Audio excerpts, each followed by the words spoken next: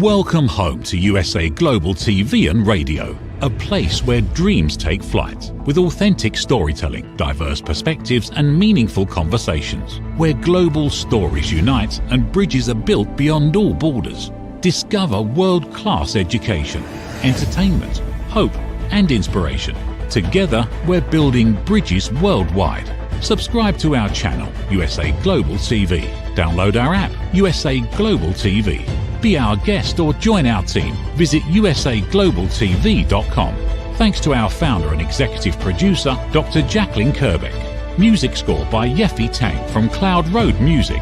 Voiceover artist Mike Porter. Creative direction by Paul Garcia. USA Global TV and Radio, your home for global connection. All rights reserved. This video and its contents are the exclusive property of USA Global TV and Radio. Unauthorized use, duplication or redistribution in any form is strictly prohibited. USA Global TV and Radio proudly presents The Corner Bookstore, hosted by Red O'Loughlin.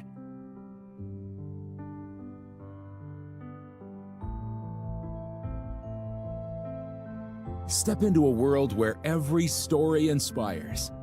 These pages come to life through the voices of authors from around the globe. Written by our global community of TV show hosts and best-selling authors, these works span genres, generations, and geographies, united by the power of storytelling. Discover your next favorite book and meet the minds behind the work.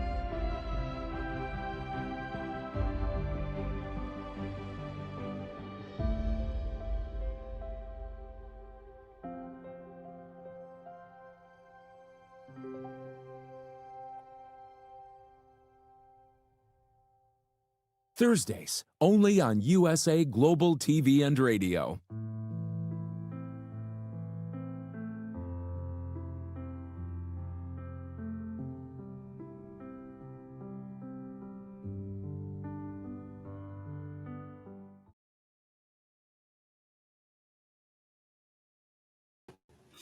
Howdy, y'all. Red O'Loughlin here.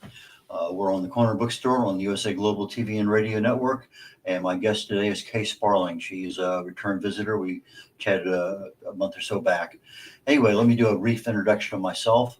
I'm a writer. Actually, first off, I'm a researcher. I research the human body at the cellular level, chemically speaking. I look for cause and effect relationships. Treat a cause, fix a problem, treat symptoms, and you'll always be treating symptoms, and the cause could continue to get worse. However, that's what I write about. That's what I speak about. I focus on longevity and age-related diseases. Probably written over, I know I've written over 1,000 original content articles on LinkedIn, mostly on health and wellness, about 1,500 on my website. When I'm not doing that, I post 3 TV shows every Thursday morning, back to back to back. This is the first one.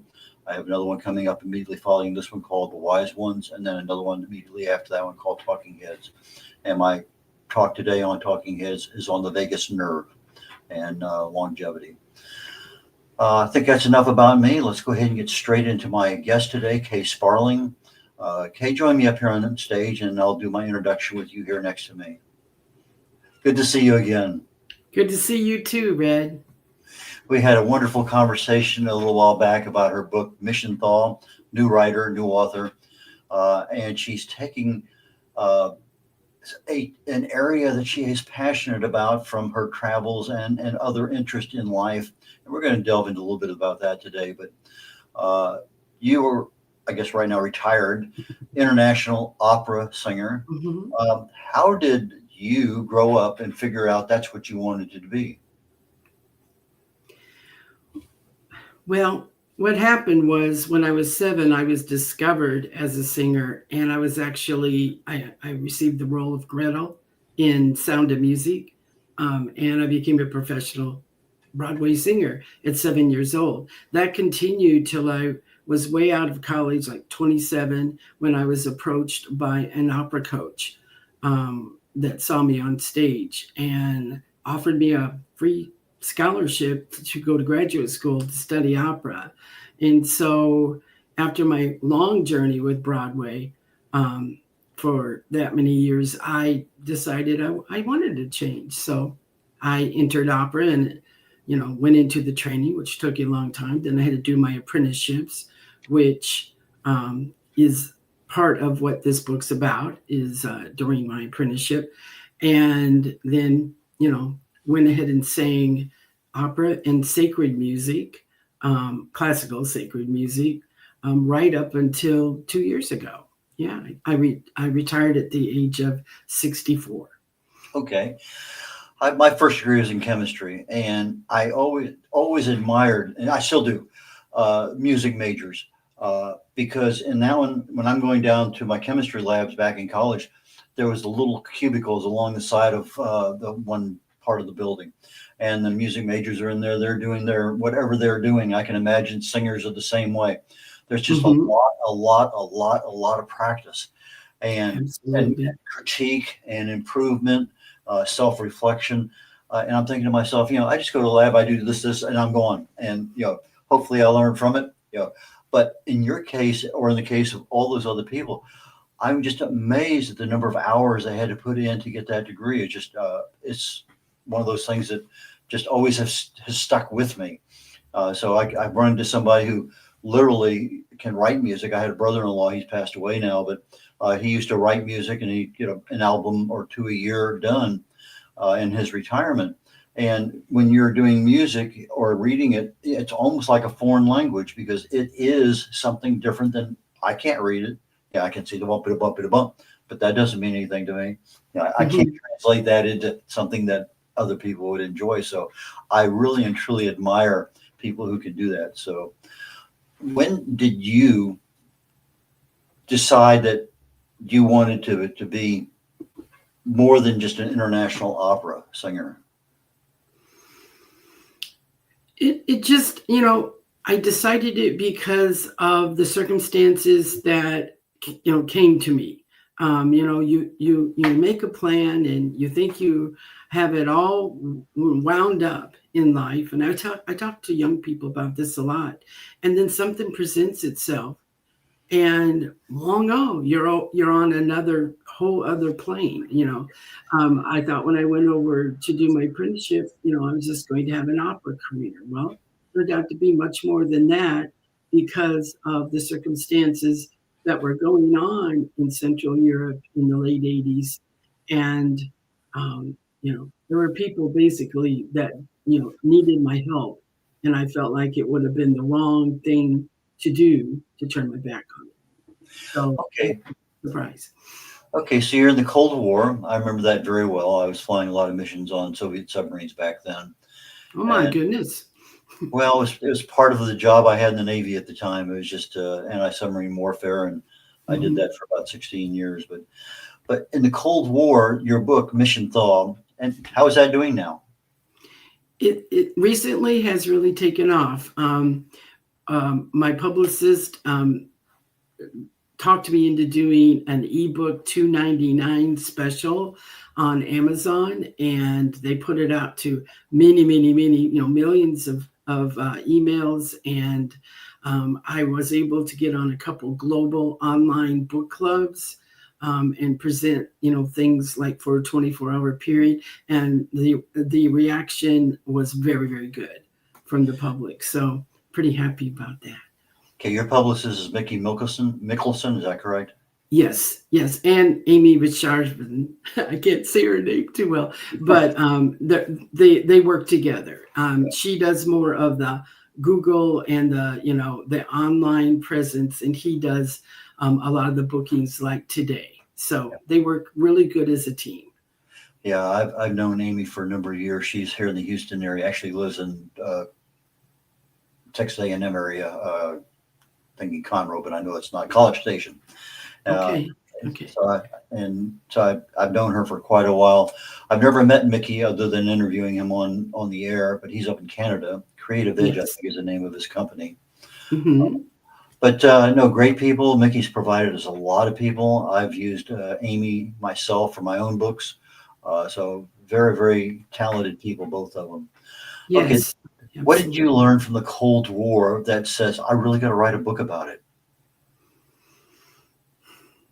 I learned, first of all, that it's not a subject that's really covered very much like in our history books as we're growing up and studying as students. And so I just found that even my peers knew very little about it because they were young people during the time.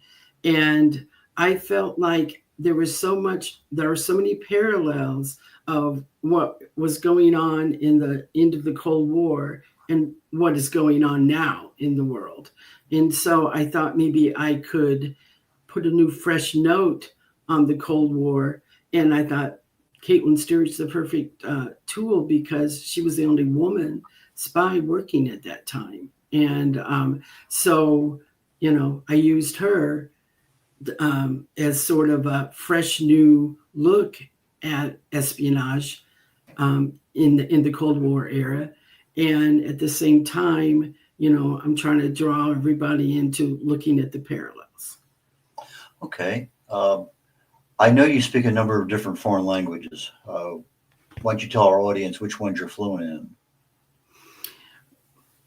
Well, at one time, because, if you don't use them, you lose them. But at one time, I was fluent in English and German and Italian. And that means different dialects in those two languages, and Russian. And then I had quite a bit of fluency in Polish and some of the Slavic languages like Hungarian. Nowadays, it's down to Italian and German because that's the two that I still use a lot. I've always found Hungarian to be an extremely difficult language to listen to and understand and to speak. I've Yes. done a lot of travel over there, and I can pick up a lot of the Slavic stuff pretty easily. That's Polish and Czech and stuff, because it's pretty, I wouldn't say easy, but it's consistent in what they do. But in the Hungarian, I just have to point, that's what I want. That's the English translation. Thank you very much. I agree. And some of them are just very hard. And I would say of all those languages, of course, now I studied this more formally, you understand, for years, but I think German is the most complex grammar of all the Western languages. Absolutely. To finally tackle all that German grammar is something I was never able to do. It's just really complex. I lived in Germany for a couple of years. I had a couple of years of college German, and I'm not anywhere near, I'm Teresa fluent. I can tell you, I need 2 beers, where's the bathroom, that kind of stuff. Yeah, sure. And that's kind of wherever I go, I want to learn at least the basics, 1, 2, 3. Yeah. Yes, no. Yeah. You learn a whole lot more than if you're just totally dependent upon a translator. I just find it amazing, the cultures, what's there if you understand. And you're right about German. There's a lot of different stuff. And I took a couple of German classes over there, and they kept everything pretty much present tense. Okay. Yeah. Which isn't too bad because, in fact, I think it was the Navy SEALs.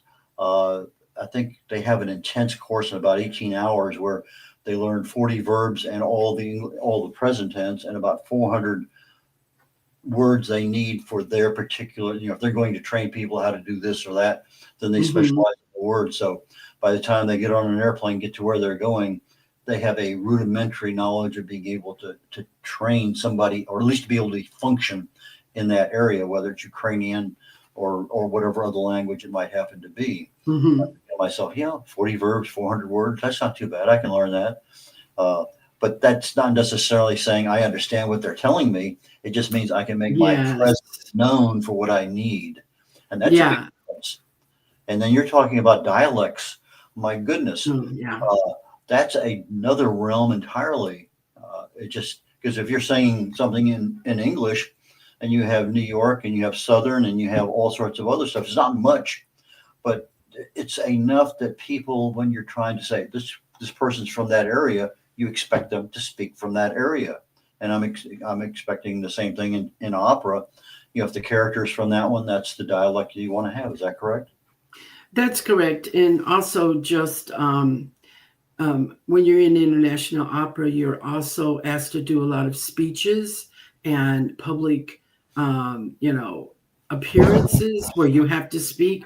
Maybe you're going to be, what would happen to me is they would put a microphone in my face as soon as I walked off the stage. And, it's a German or Austrian channel, TV channel. So you are to vernacular, of course.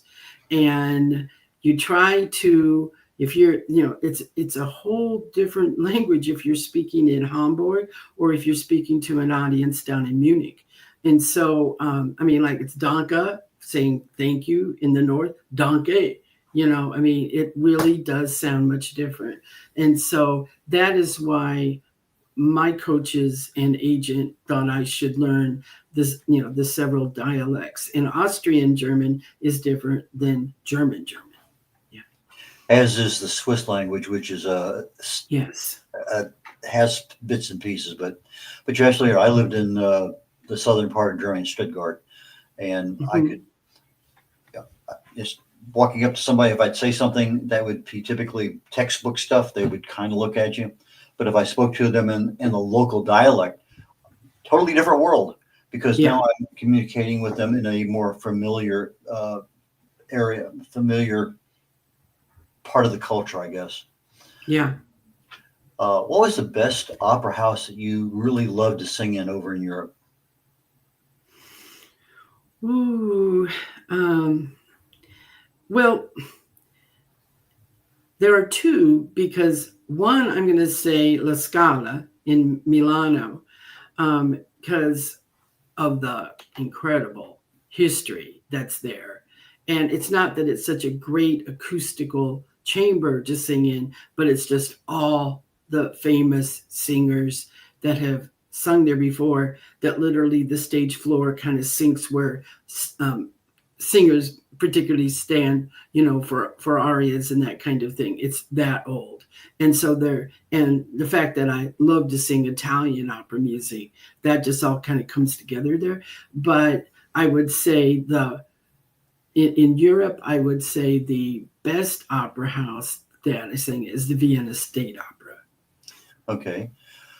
When we speak publicly, we tend to use body language and facial expressions and stuff. Is that the same thing when you're singing in Italian or you have to have not only the words, but the facial language, feeling what you're saying? Absolutely. Absolutely. All those nonverbals that go on in your face and your body. And we learn to do gestures. In fact, we have to take ballet so that our gestures are fluid and our movement, if we have to move across the stage, is fluid. And that doesn't matter if you weigh 300 pounds or 100 pounds, you have to learn how to do that, because everything has to move with the music. But we must have lots of expression in our eyes. Shakespeare said the eyes are the window of the soul. So they do incredible makeup so that even the furthest audience member can see the expression in your eyes. And so that focus has to be there. And then your body has to, if you're angry, that your body has to show that. If you're crying, your body has to show that. And so do your gestures. So we act while we're singing. You can't just stand there and throw it out. You have to learn all those nonverbals that go with the dramatic content of the aria. I think the same thing applies in public speaking, because when you're speaking, it's words, inflections. If the body isn't saying the same thing, it's a mixed message. And I've been Toastmasters forever and ever and ever, and I critique a lot of people. In fact, I go in, I try to do every single one that's there. But one of the things that's always left out, they got the body going and this and that, and the inflections and the pauses and everything but the face doesn't reflect the rest of the body. They just haven't incorporated, as a really good speaker, the voice, as you said, the eyes, that they really and truly tell the story. You're looking at the person, you can see the body language, you can see the hands, but when they're focused on you, you can really just see right into that person who is speaking. And as you say, it's a major part, if not the most important part of the opera singing. Yeah, whether I'm speaking or singing, my coaches will tell me the eyes have to pop, is what we say in the business.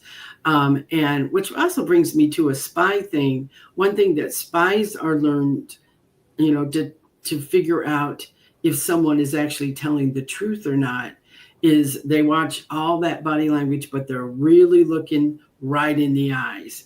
And that's hard to do if you're telling a whole big line of, baloney. And, it usually will show in the eyes that you're thinking and, you're making it up, and it just shows. And so they've learned to read all those things, but the eyes is what they mostly read with the body language. Why don't we wander down that path here in a few seconds? We're going to take a commercial break. It'll be about a minute or so, a minute and a half. And we come back and we'll talk a little bit about the spy business and that part of the world. And we'll get into, let's say, how is today not much different than a decade, 2 decades, a generation ago? Because there's a lot of things going on that we never learned the lessons of history from. And I think that's one of the topics that you wanted to talk about today. So let's have a commercial break and we'll get back into that. Okay. In a world craving connection, one platform dared to dream bigger. USA Global TV and Radio, a beacon for global voices, authentic storytelling, and elevated listening. Led by visionary Dr. Jacqueline Kerbeck, the journey from a spark to a global force is now captured in one inspiring book. Honored with YouTube's Silver Creator Award for surpassing 100,000 subscribers. Discover the evolution, the challenges, the triumphs, and the unstoppable spirit that created a global movement. Executive producer Dr. Jacqueline Kerbeck. Music score by Yeffy Tang. Creative director Paul Garcia. This video and its contents are the exclusive property of USA Global TV and Radio. Unauthorized use, duplication, or redistribution in any form is strictly prohibited. Now an Amazon #1 new release in paperback and ebook. Broadcasting Brilliance, the evolution of USA Global TV and Radio, is inspiring readers around the world. Join the movement that's redefining global media one story at a time.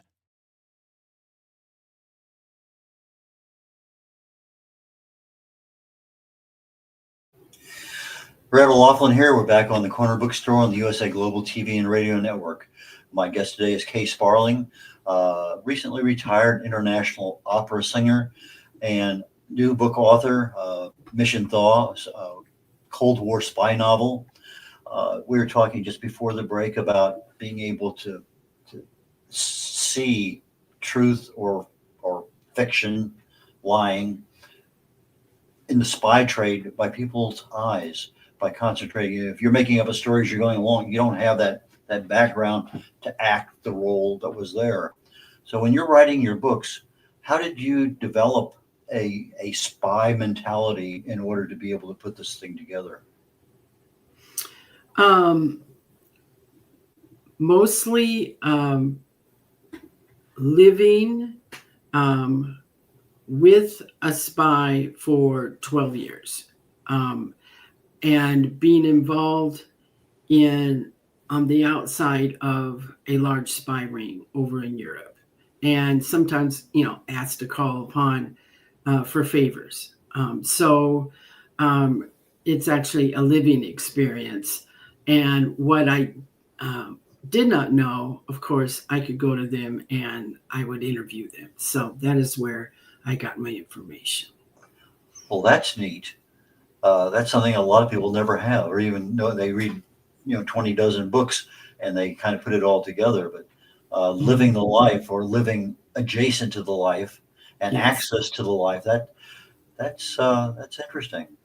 It gives you the perspective, and it also inspired me to write this story for the people that were involved, to honor them, because it isn't like Mission Impossible, although I love those films, and it's not like James Bond, although I love those films. I wanted to try to show what it really is like for a seasoned spy to go into a mission like this, and a brand new, a rookie spy. And I think I was able to do that. So I'm looking for my audience to be on the back of this new spy as she goes through the mission, so they really get a realistic idea of, yes, there's a lot of dangers, and and thrilling excitement, but we don't strap ourselves onto a bomb and blow ourselves out of a jet.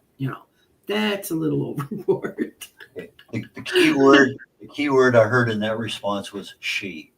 Mm-hmm. Female spy, Cold War. Yes. Not many of those, are there? No, she was the only one in that theater of both, the teams that were CIA and MI6. She was the only woman.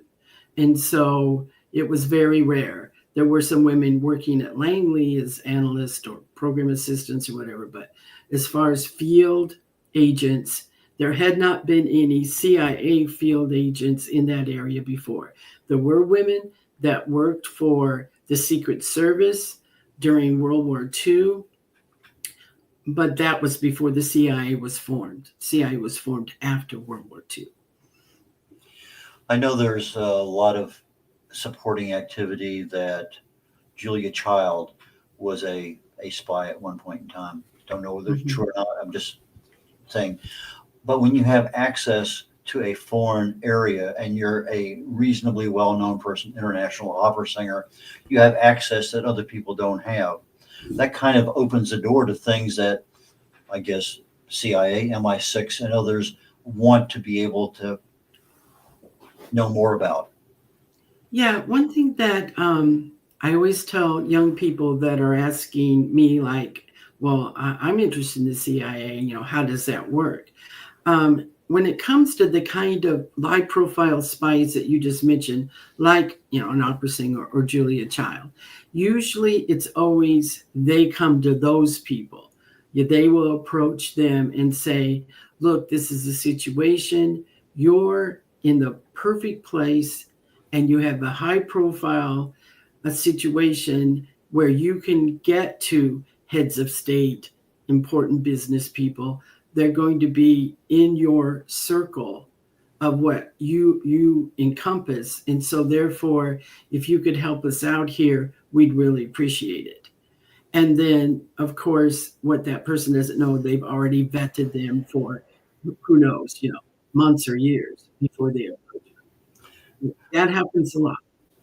But throughout history, I'm sure there's more than a few women spies, if we go all the way back to Babylonian times or whatever, that were probably truly effective because nobody ever expected them to be in that business. Yes. Yeah. So, a good recruiter for the CIA or the MI6 is always going to find in those situations people that would never be suspected in a million years because they have a very good reason for being there. Caitlin Stewart had a reason. She was selected to be an apprentice at the Vienna State Opera. She had won lots of competitions. So therefore, that wasn't a big jump, why she would be there, right? And they accepted her. That country accepted her. So they're going to have their guard completely down. She could go talk to the prime minister or his wife. She can go talk to the impresario. That would be exactly what an opera singer would do. But the difference is Caitlin Stewart is collecting pertinent information, and she's at that time planting bugs everywhere. Okay, now just for clarity for our audience, Caitlin Stewart is the spy in your book Mission Thaw. Yes. The new one, the new recruit. Mm-hmm. Okay, Yes. just because we just mentioned her name, but we never really associated where she came from, although we kind of interpreted, but let's just, for the sake of clarity. Yeah. Okay, we were talking backstage about, we go back to, in fact, my wife and I attended the first ever play where they actually held the scripts in front of them and went through all the actions. And it was about World War I, but more about the Spanish flu. And they're talking afterwards about, why haven't we learned our lessons when the latest pandemic came through? And of course, technology and everything has changed, but the same thing applies from whether it was World War I, World War II, the Cold War. We seem to learn the same things over and over, but the activities that are there are still ongoing, even in the absence of war. Why don't you take that and kind of run with it for a little bit? Yes. Some of the main antagonists in Mission Thaw are KGB, which are the secret police of the USSR at the time, and they're living in East Germany. And I just want to point out that Vladimir Putin was a KGB officer at that time in the late 80s in East Germany. Okay, so, you can see the parallels now. Well, now look at the power he has risen to in all the decades. And he is allowing, for instance, what happened to the refugees in Mission Thaw, the same thing is happening to the refugees of Ukraine. So that is a very, very important parallel there. And so, it's almost like no one learns the correct lesson. They just learn how to do it all over again. I like that. They don't learn the lesson, they learn how to do it. And it's amazing that it doesn't have to apply in international intrigue. That applies in almost every company that we work in. Yes. From the military, I go to an exercise, and after the exercise is over, you write up this lessons learned book, and you have books there for each year that exercise was there. Okay, look, what did they do 5 years ago? Okay, so I go back and I review. Okay, why do they learn the same lesson over and over and over again? Because nobody went back and reviewed everything to see what they were doing. And it's interesting. It's there. It's able to be analyzed and brought back, but for whatever reason, whether it's hubris, egos, opportunities, legal or illegal, it doesn't. People are people, and it's just it's interesting. And I'm just going to use the word that the Chinese use: "May you live in interesting times," as a curse. But when I'm looking at the Cold War, you're looking at the real detailed level on the floor, person to person, and that we have a lot of novels like that. Is your novel? How would you rank your novel? How would you rate your novel as being just a little bit different, other than having a female protagonist as the main character? I think I like to write about relationship. And so I think, to make a short answer of that, it's the way that I take the time to develop each of the spies in each of the teams that are working together, and their relationships and how that works while you're on a mission.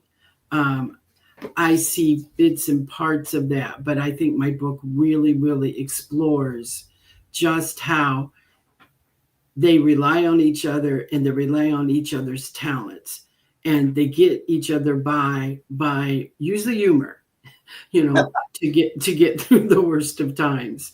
But just how close these people are, and how much they sacrifice of their personal lives and their civil liberties to be a spy. They put everything on hold, and they can't have contact with anyone they love because of the security. It's interesting to me when I'm thinking of things. I'm reading a book, and you're giving a description of the relationship, or the location, or inside this building, or the cafe outside. You've been there. You've walked down those streets. You've been in those buildings. You have intimate knowledge and detail, because not only that, you live that life at that time surreptitiously on the side. But so you're taking a real personal passion that you have and putting it into a book and saying, this is what really happened. Yeah. Mm-hmm. Oh. Yeah. Well, I lived in Vienna, where this mainly is set, and then later in the Alps, later in the book. And, so I can tell you what the Mozart Cafe, looks, and what they serve, and, what it smells like, and, who hangs out there, because went there all the time, not far from the Vienna State Opera. So, yeah, and in the streets, which, she falls down because her fancy Italian high-heeled boots get caught in the cobblestones. Those things are real for me because they really happened, And so I try to, that's one thing that, my favorite author is Willa Cather, and she just always gives you all five senses about a place. And I was trying to do that too. But yeah, I could do it because it's vivid for me because I was there. I remember the first few times I walked on cobblestone streets over there. And it's kind of neat the first time because it's different. But, a year later, yeah, you go, wow, wish these were not here. Yeah. I mean, no wonder cobblers, you don't really see that many cobblers in the United States anymore. You see them everywhere in those cities because you're constantly having your soles of your shoes or your heels, reapplied. Yeah. It's dangerous. It is. It's actually, and especially if it's wet or icy, it's a really world. Absolutely. Yeah. I can remember one time I'm thinking I'm doing pretty well, and the next absolute half second, I'm staring at the ground about that far from my face because all of a sudden I'm on my hands and my body slipped out from underneath me, and I have no idea why my hands caught me that quickly. But anyway. We're getting toward the end of the show here, and I want to make sure you have a chance to tell everybody how can they reach you. Do you have anything going on? Do you have any signings, any speaking engagements, anything going on that people would be interested in trying to get in touch with you? I don't have any speaking engagements this year, but next year I'm looking at Thriller Fest and many things. It's taken me a while to get my feet underneath me as an author. So, but what I can tell you is I've been doing many podcasts and many blogs and that kind of thing. And everything that I do can absolutely be found on my website, which is ksparlingbooks.com. There's so much there. And being a musician, I even have a theme song that you can play that was written by a musical theater composer friend of mine. So all the media, all the editorial reviews, which are very good. There's some illustrations, everything. So ksparlingbooks.com. Okay. You have a paperback. Do you have a hardback? Yes. And I have ebook, of course. Do you have an audiobook yet? I do not yet, but that is coming in 2026. I just found out. So I'm excited. Yeah. When you get the audiobook out, we need to connect back again so we can let the world know it's out there and available. Thank you so much. I will do that. Yeah. K Sparling Books. That's K-A-Y Sparling, S-P-A-R-L-I-N-G Books, B-O-O-K-S for our audio audience. So ksparlingbooks.com. Reach out to her. Wonderful time chatting with you today. Kind of brought back a few memories of the Cold War for me. Not nearly as intense as yours, but different world, different things that we do. Well, you needed to be there too, and you're the first person that I have spoken to that was over there during the Cold War with me. So, kudos. Thank you for your service. Well, thank you so very much. And Kay, appreciate your time this morning. Good luck on the continued book tour and everything that's going on now, digitally, virtually. And I do honestly look forward to chatting with you again here in the future because there's just a lot of other things we did not get a chance to go into today. Okay, thank you very much. Okay, Red O'Loughlin here. We're getting ready to wrap up the Corner Bookstore on the USA Global TV and Radio Network. In about 24 minutes, I'll be starting a show called The Wise Ones. It's a show where we may be looking at authors, but we're looking at a different aspect. We're looking at the entrepreneurial journey. We're looking at business owners. We're looking at a variety of things. What wisdom has a person acquired over time that they can share with the rest of the world? And that's kind of what we're looking at. What are those special things? Immediately following that, I'm going to be talking on Talking Heads. I'm the only presenter. And I'll be talking today about the vagus nerve and longevity. The vagus nerve is kind of like the superhighway of everything that goes on in the body, from all the organs talking back and forth to the brain. It's the main conduit by which everything we do happens. And there's a lot of things in there that can happen. A lot of easy things to keep it going well, but there's just a lot of other things in there that can disrupt and make the world not so happy anymore. So that being said, we're going to wrap up this version of today's The Corner Bookstore with Kay Sparling, and I look forward to seeing you all next week. And if by chance you can't make the show live, it's always on YouTube on USA Global TV and Radio. Take care, y'all. Bye now. Thank you, viewers and listeners of USA Global TV and Radio, for joining us today. We're honoured to have your time and attention as part of our global community. At USA Global TV and Radio, we believe in the power of authentic conversations, meaningful connections, and creating a world of possibilities together. Want to be part of something bigger? Join our team of elevated listeners at usaglobaltv.com, a space where your voice matters and your ability to listen transforms relationships. Stay connected with us across all our platforms for thought-provoking discussions, expert insights, and empowering stories.